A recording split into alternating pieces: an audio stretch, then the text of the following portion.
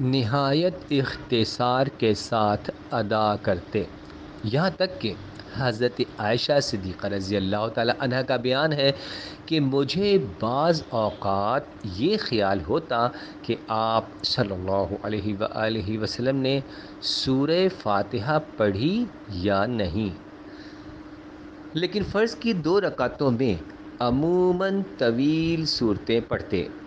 حضرت عبداللہ بن صائب رضی اللہ تعالی عنہ سے مروی ہے کہ ایک بار آپ نے مکہ میں نماز فجر میں سورہ مومنون پڑھی، اسی طرح کبھی واللیل اذا یغشا اور کبھی سورہ قاف پڑھتے۔ صحابہ رضوان اللہ علیہم اجمعین کا اندازہ ہے کہ آپ صلی اللہ علیہ وآلہ وسلم صبح کی نماز میں 60 سے لے کر 100 آیتیں تک پڑھتے تھے۔ ظہر اور عصر میں اگرچہ بنسبت فجر کے تخفیف فرماتے تھے، تاہم ابتدا کی 2 رکعتوں میں سورہ فاتحہ کے ساتھ اتنی بڑی صورت پڑھتے کہ آدمی بقیع تک جاتا اور وہاں اپنا کام کرتا تھا، پھر پلٹ کر گھر آتا تھا اور وضو کرتا تھا اور پہلی رکعت میں جا کر شامل ہو جاتا تھا۔ صحابہ رضوان اللہ علیہ مجمعین نے اندازہ کیا تو معلوم ہوا کہ ظہر کی اول 2 رکعتوں میں آپ صلی اللہ علیہ وآلہ وسلم اس قدر قیام فرماتے ہیں جس میں الف لام میم تنزیل کے برابر سورہ پڑھی جا سکتی ہے۔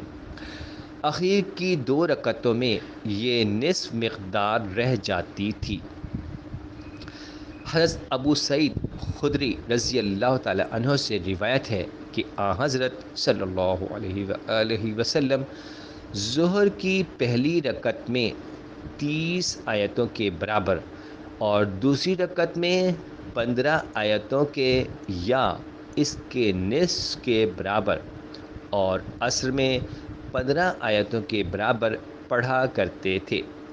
جابر رضی اللہ عنہ بن سمرہ کہتے ہیں کہ ظہر میں آپ صلی اللہ علیہ وآلہ وسلم سبح اسم ربک الاعلی پڑھتے تھے۔ مغرب کی نماز میں سورۃ المرسلات اور سورۃ الطور پڑھتے تھے۔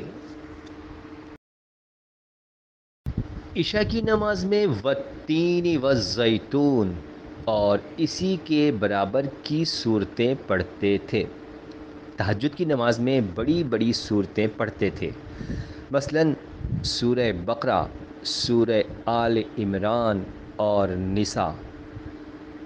جمعے کی پہلی رکعت میں سورہ جمعہ، یسبح للہ ما فی السماوات، اور دوسری رکعت میں اذا جاءک المنافقون اور کبھی سبح اسم ربک الاعلی اور هل اتاک حدیث الغاشیہ۔ عیدین میں بھی 2 پچھلی صورتیں یعنی سبح اسم ربک الاعلی اور هل اتاک حدیث الغاشیہ پڑھتے تھے، اور اتفاق سے اگر عید اور جمعہ ایک ساتھ پڑھ جاتا تو دونوں نمازوں میں یہی صورتیں پڑھا کرتے تھے۔